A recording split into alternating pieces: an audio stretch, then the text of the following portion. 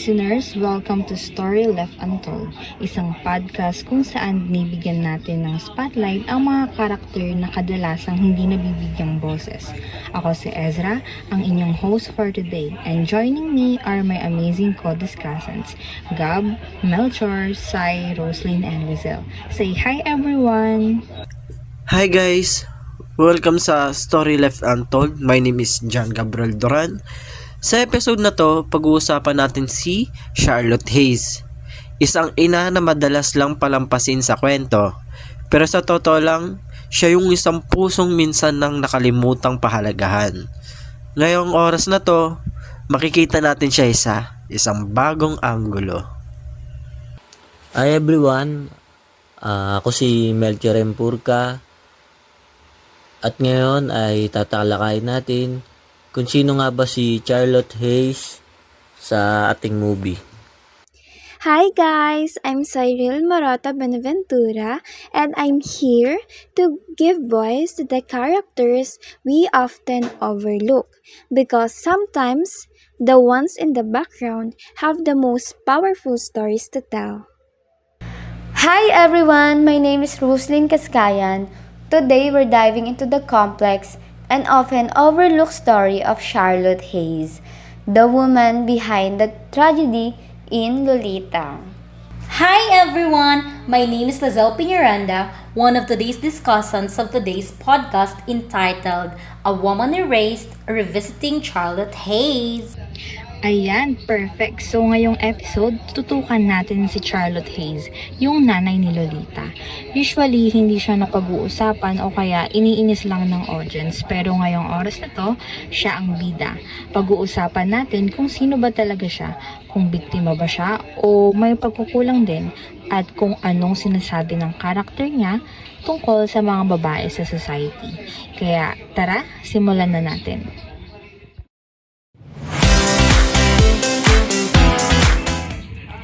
So, for segment 1, it's about character profile kay Charlotte Hayes. So, simulan na natin. Ano yung una niyang naging impression kay Charlotte Hayes? Gab? So, ayun, nung una, parang ang ingay-ingay niya. Napapansin ko sa kanya na maingay siya. Yung typical na may pagka-controlling at maarte yung atake. Ganun. Tapos, pero nung habang tumatagal yung scene, yung movie, nare-realize ko na parang lungkot nung nanay niya. Parang malungkot lang talaga siya. Tapos parang nafe-feel ko rin na lagi siyang parang may kulang sa kanya. Ikaw, Kuya Melchor, ganun din ba ang nakita mo sa kanya? Oo, parang may iniinda siya emotionally. Mukha siyang strong, pero sa totoo lang, parang desperado siya sa atensyon at pagmamahal. Iniwan siya mag-isa at may anak siya na parang hindi close sa kanya. Roslyn, ikaw, bilang babae, anong tingin mo sa kanya? Naaawa ko, kasi kahit may flaw siya, ramdam mong gusto lang niyang mahalin at respetuhin. Hindi lang siya sure paano gawin yun bilang nanay. At hindi rin natin alam kung may support ba siya. Kaya siya naging ganun. Alam mo, napifeel ko talaga na may pressure sa kanya. Like, kailangan maging perfect mom siya.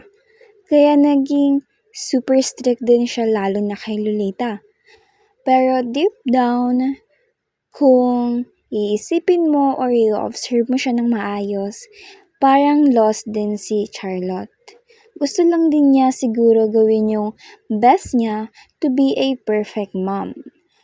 Kahit hindi ideal yung approach. Ang napansin ko, parang gusto niyang kontrolin lahat pati anak niya. Pero, baka kasi natatakot siyang masisi kapag may nangyaring mali. Alam mo yun, typical sa mga ina, takot ma-judge. So, kahit iba-iba tayo ng take, pareho natin nakita na hindi lang basta-basta character si Charlotte. May pinanggagalingan yung kilos niya.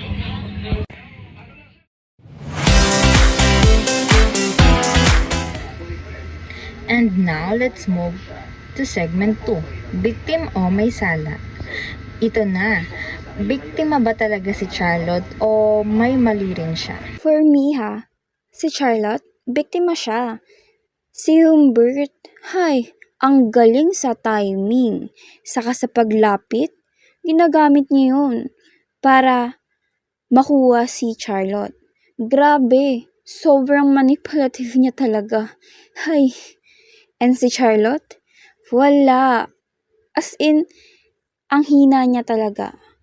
Minsan kasi, kapag you're looking for love or validation, ang dali mong malinlang. Kaya nauuto talaga tayo.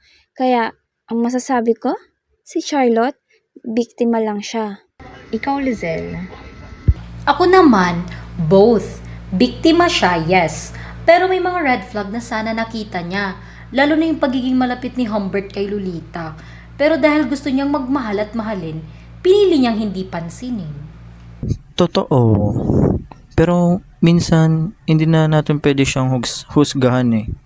Hindi natin pwede siyang husgahan agad. Kasi yung POV ng kwento or nung movie is galing talaga kay Humbert.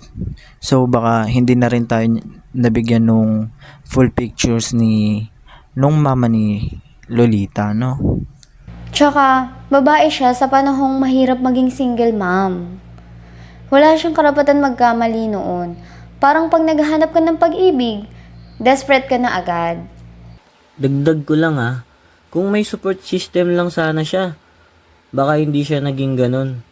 Kaso nga, mag-isa lang siya eh. So, ang tanong ngayon, may sala ba siya? Oo, konti, pero mas malaki yung system na pumapaligid sa kanya.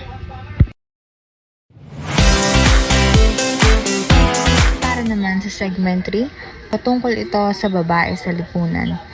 Okay, so anong sinasabi ng portrayal ni Charlotte tungkol sa kababaihan? Gab? Yun, para sa akin, parang sinasabi nung kwento or nung movie na hindi ka pwedeng magmahal kung nanay ka na. Kapag naghanap ka ng love, desperate ka or unfair. Tsaka Sim, matanda na si Charlotte, kaya parang hindi valid yung feelings niya. Pero si Humbert, matanda na rin, pero tragic hero pa raw. Ang double standard talaga. Kapag lalaki ang may desire, okay lang. Pero kung babae, lalo kung nanay, hindi na pwede. Yung portrayal sa kanya, honestly, parang ginawa lang siyang sagabal kay Humbert. Like, hindi siya real person sa kwento. Para siyang obstacle lang.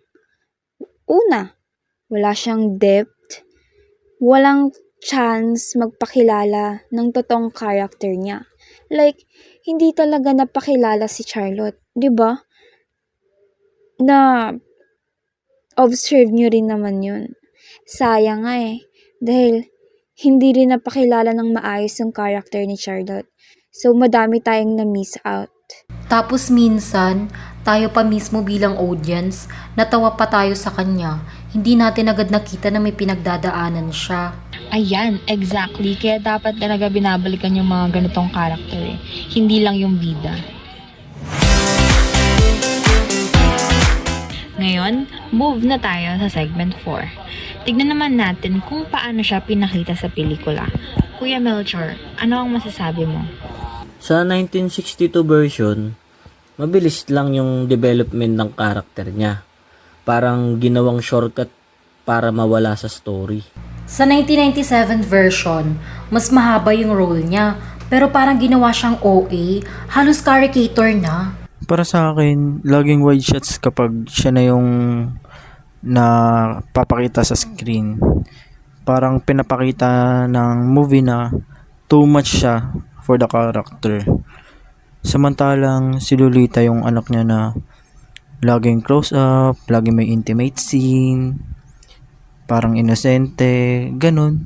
Tapos, yung background music kapag siya na yung nagsasalita. Para sa akin, parang clown music pa nga yung piniplay Ang lala.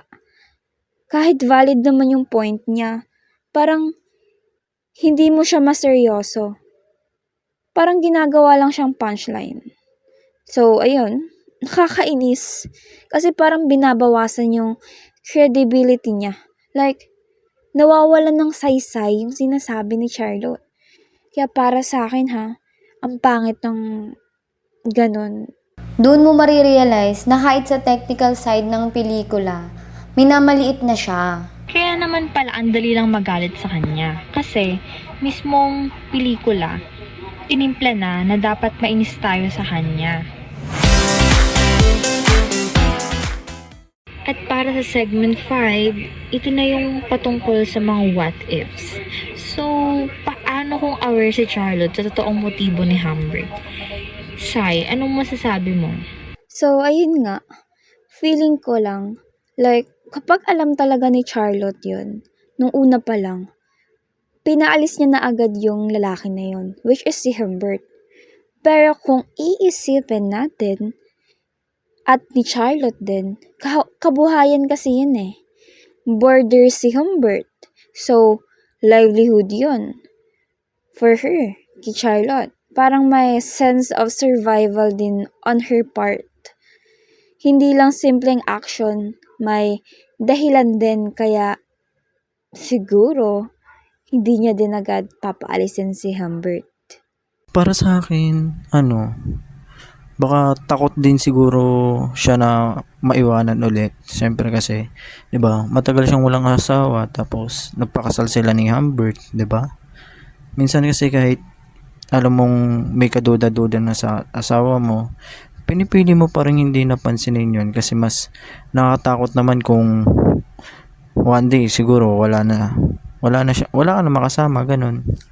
Baka kung mas empowered siya bilang babae, may lakas siyang kumilos. Pero wala siyang choice eh. Kung may sapat lang na suporta sa mga babae nun, baka ibang naging desisyon niya. Pero kahit ngayon, may mga ganitong sitwasyon pa rin. So hindi lang ito tungkol sa 1950s. Relevant pa rin siya. Kaya nga importante talaga yung mga what if sa ganito dahil nakakatulong siya mag-reflect kung paano natin dapat tinitingnan ang ibang tao.